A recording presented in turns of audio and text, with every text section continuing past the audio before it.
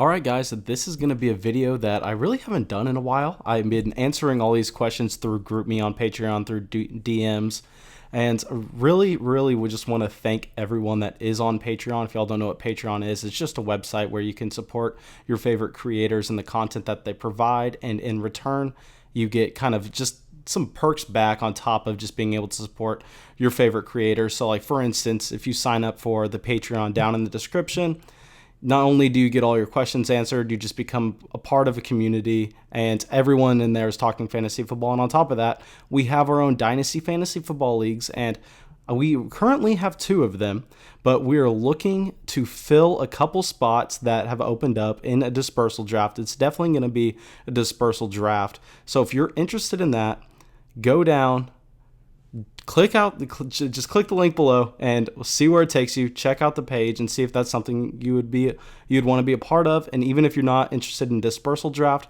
we are definitely doing at least one more startup from now until the season starts. So just depending on how many people join, we'll decide when to start that draft.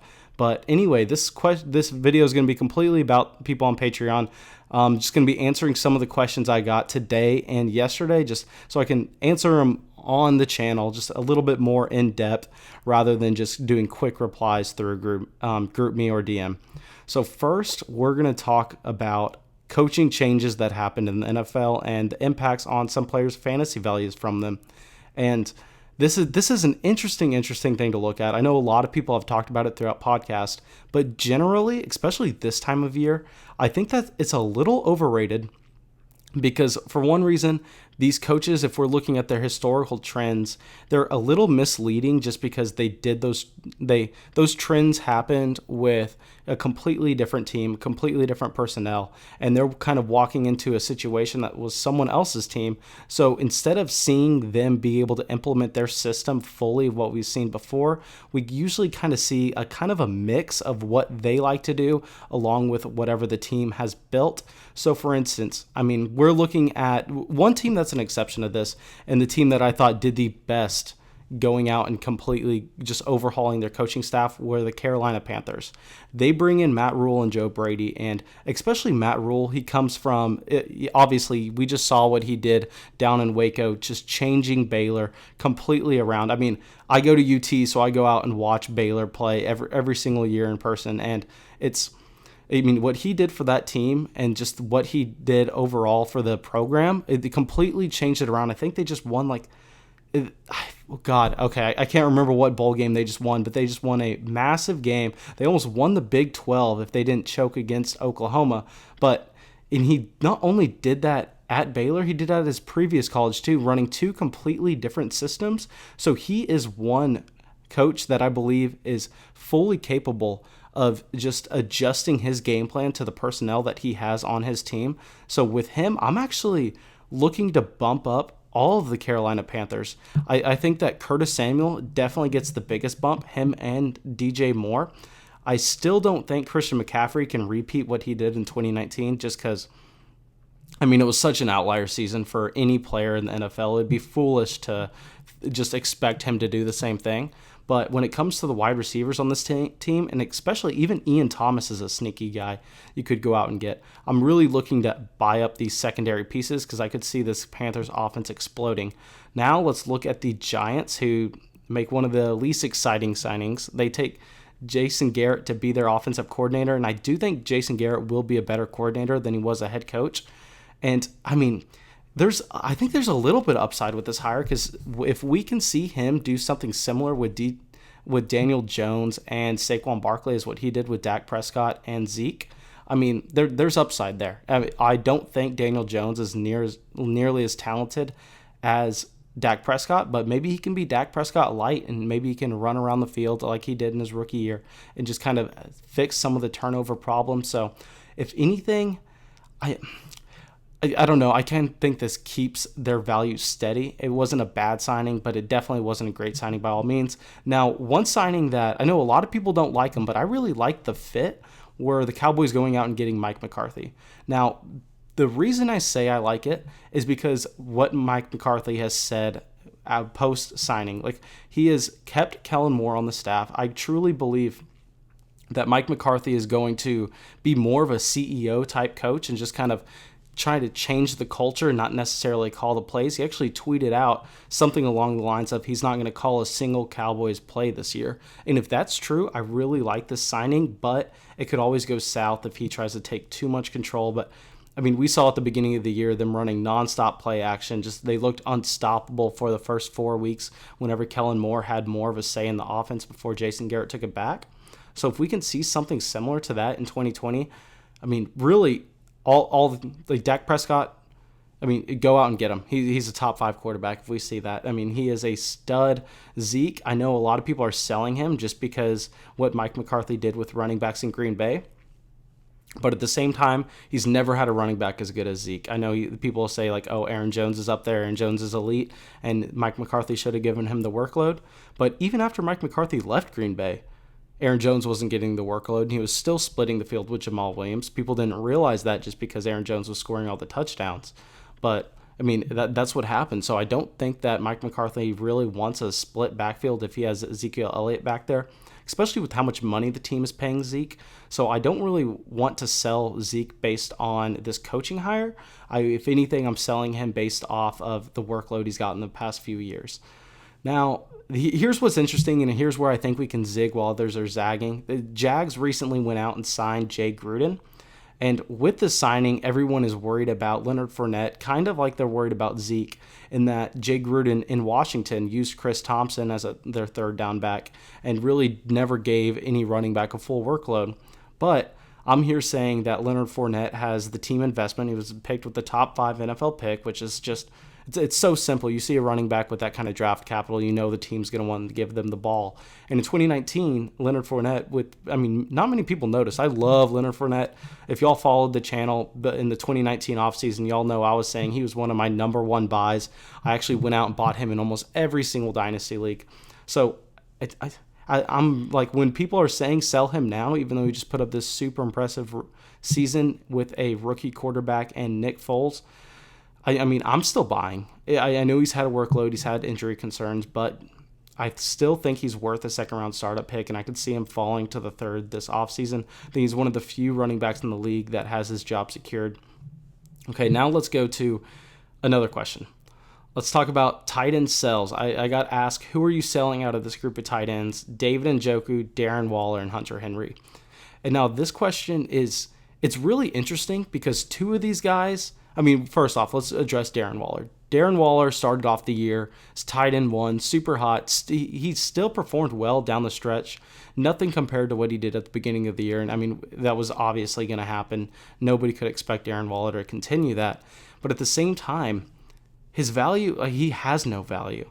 Like I don't really believe in him, but you can't sell him for anything, and his points are gonna be worth more than what you can get. Nobody's gonna pay you a first for him.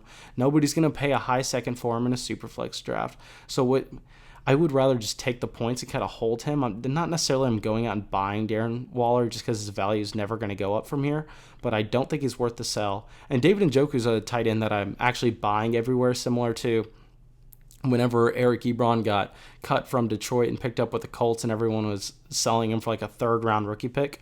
I think David Njoku's kind of getting to that point. This was a horrible season for him. He just couldn't get over the injury, and when he finally got back on the field, it was clearly still bothering him. The Browns were completely out of the season, so there's no reason for them to go out and make a point in playing him. So I'm still buying David Njoku. I believe in the talent. I believe in the profile. So the one tight end I could see selling on this list is Hunter Henry. Hunter Henry had a very, very impressive 2019 season, but Hunter Henry does have the injury concerns, and I just can't see him putting up these numbers again with Mike Williams and Keenan Allen both being in the offense, especially because we don't know what their quarterback situation is going to look like. So if I can get David Njoku plus for Hunter Henry, that's something I would want to do. Okay, now these questions are kind of, I'm going to address some questions kind of relative to the channel real quick before I get to more fantasy football questions. And this question is, how did Scott and I meet? And this is just a funny question. Y'all know Scott Connor. If y'all aren't following him, he's on Twitter at Charles Chill. Charles Chill FFB or just Charles Chill. I don't know. Just go to my Twitter and then scroll through and you'll definitely see links to his. But anyway, we met through a fantasy football group chat.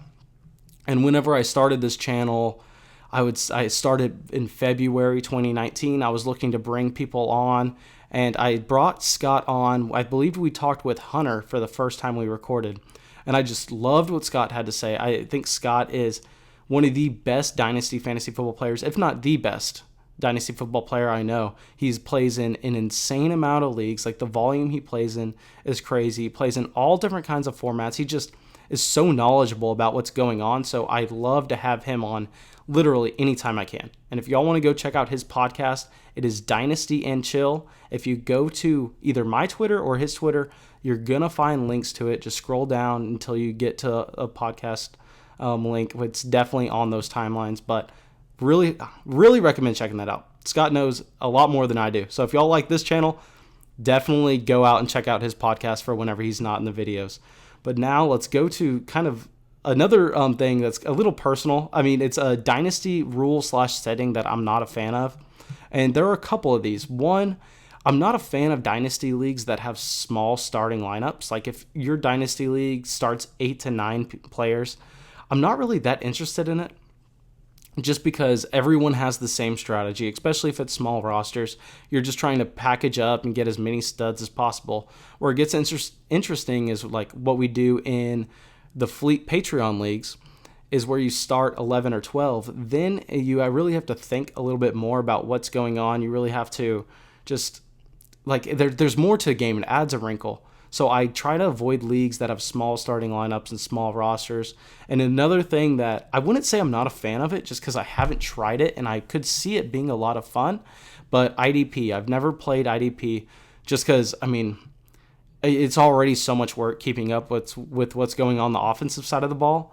I could probably name 10 defensive players in the NFL right now, if that. I can't imagine going that deep, and I think it would just make me worse at a lot of my leagues if I had to split my attention between the defensive side of the ball and the offensive side of the ball. So I could just focus on regular Dynasty leagues. But I know there are a lot of people who are in love with IDP leagues. I'm just not one of them yet.